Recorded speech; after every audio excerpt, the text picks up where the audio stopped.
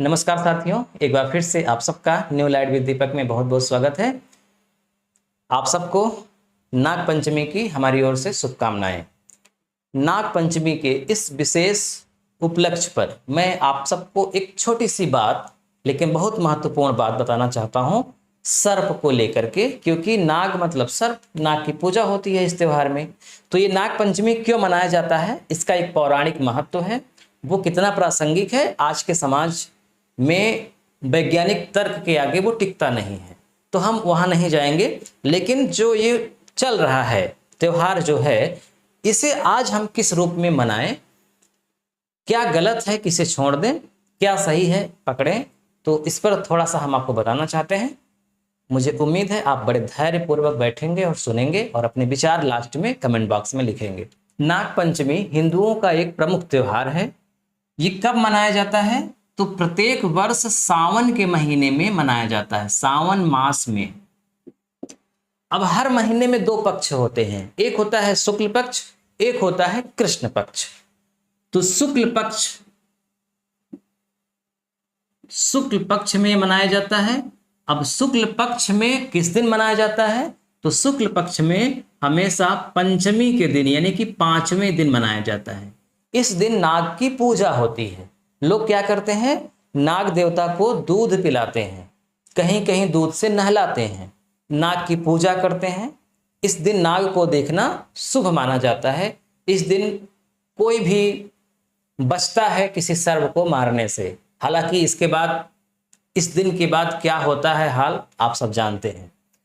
मेरी वीडियो बनाने का उद्देश्य क्या है? देखिए, मेरी वीडियो बनाने का उद्देश्य है कि कुछ भ्रांतियां हैं जिन्हें हमें समझना चाहिए, उसे दूर करना चाहिए। मेरा मकसद ये नहीं है कि आप इस त्योहार को न मनाइए, आप इस त्योहार को मनाइए, खूब धूमधाम से मनाइए, बहुत अच्छी बात है। इसी बहाने लोग इकट्ठे होते हैं, इसी बहाने दिल प्रसन्न होता है। नहीं तो रोज के काम काज में लोग मस्त रहते हैं, कोई समय ही नहीं निकाल पाता। तो भ्रांतियां क्या हैं जिन्हें दूर करना चाहिए?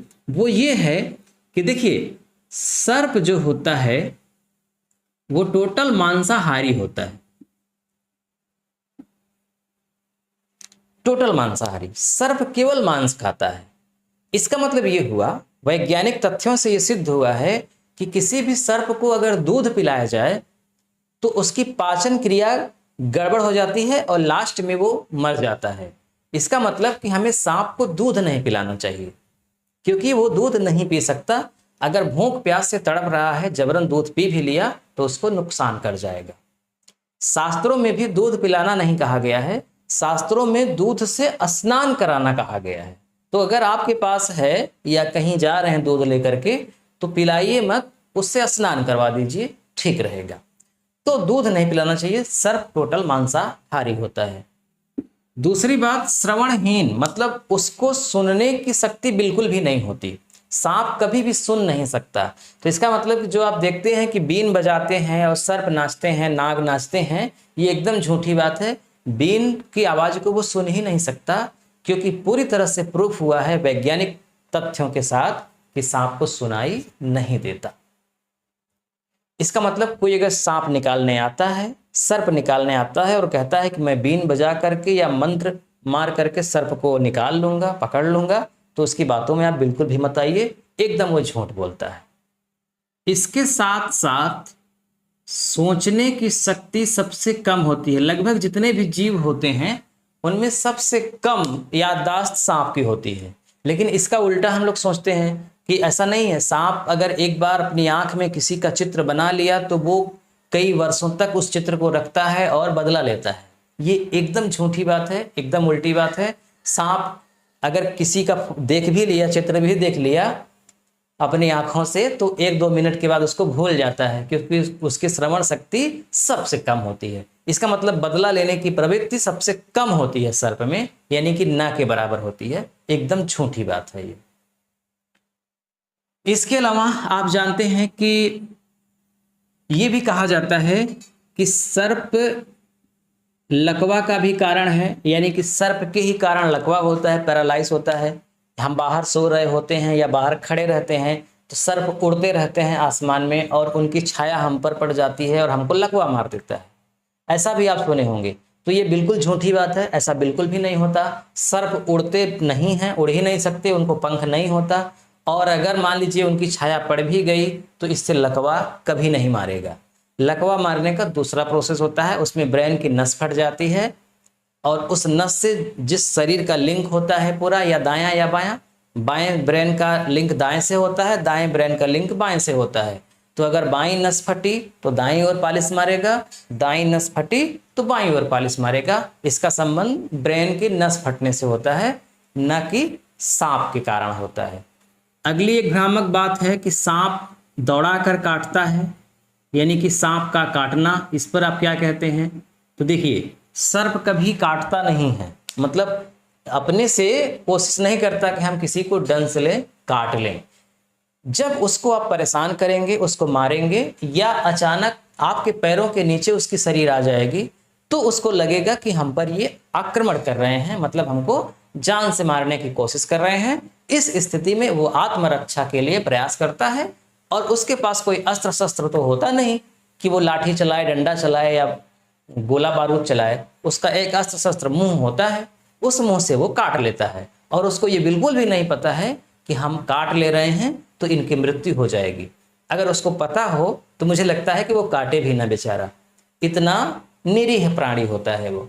तो किसी को भी वो कभी दौड़ा कर नहीं काटेगा। जैसा कि खूब आप सुने होंगे कि खेत में हमारे दादाजी जी को दौड़ाया था सांप। तो ये सब केवल किंवदंतियां हैं, ऐसा बिल्कुल भी नहीं होता है। सर्प कभी दौड़ा कर नहीं काटता। दूसरी बात, सिर्फ 2 ही प्रकार के अपने देहात में ज्यादातर सर्प हैं जो विषैले हैं। हालांकि और भी प्रकार हैं, लेकिन जो देखने को मिलते हैं विषैले वो सिर्फ 2 हैं। एक कोबरा है जिसे हम नाग कहते हैं, जिसकी पूजा करते हैं नाग पंचमी में, और एक होता है करैत। यही दोनों आमतौर पे घरों में मिलते हैं। करैत बहुत छोटा सा पतला सा होता है, फुर्तीला होता है, ये केवल रात में दिखता है। ये रात्रिचर प्राणी है। करैत कभी दिन में आपको नहीं दिखेगा, या कहीं फंसा हुआ है, उसको आपने जो है पकड़ के रखा हुआ है तभी वो दिखेगा, अन्यथा अपने से वो दिन में नहीं निकलेगा, रात में निकलता है। और कोबरा दिन में भी निकल सकता है, रात में भी निकल सकता है। लगभग सभी सर्प बच्चे पैदा करते हैं, लेकिन कोबरा अंडा देता है, ये भी ध्यान में रखने वाली बात है। इन्हीं अंडों को वो सेने के लिए घोंसला भी बनाता है। कोबरे से ज्यादा विष करैत में होता है, लगभग 6 गुना ज्यादा। तो अगर ये दोनों सर्प काट लें किसी को, तभी व्यक्ति की मृत्यु हो सकती है। तो इसके अलावा जितने भी सर्प हैं, जिसे घोड़ा पछाड़ बोलते हैं, धामड़ सांप बहुत बड़ा होता है, वो किसी को काट ले तो कुछ नहीं होगा, उसके अंदर बिल्कुल विष नहीं होता। इसके अंदर जो घरों में सर्प निकलते हैं बहुत लूज होते हैं, वो चल फिर नहीं पाते ज्यादा, उनको भी विष नहीं होता। जो पानी में चलते हैं, जिसे पानी वाला सर्प कहते हैं, उसमें भी विष नहीं होता, उनके काटने से कुछ नहीं होता। काटने से सिर्फ इन्हीं के होता है।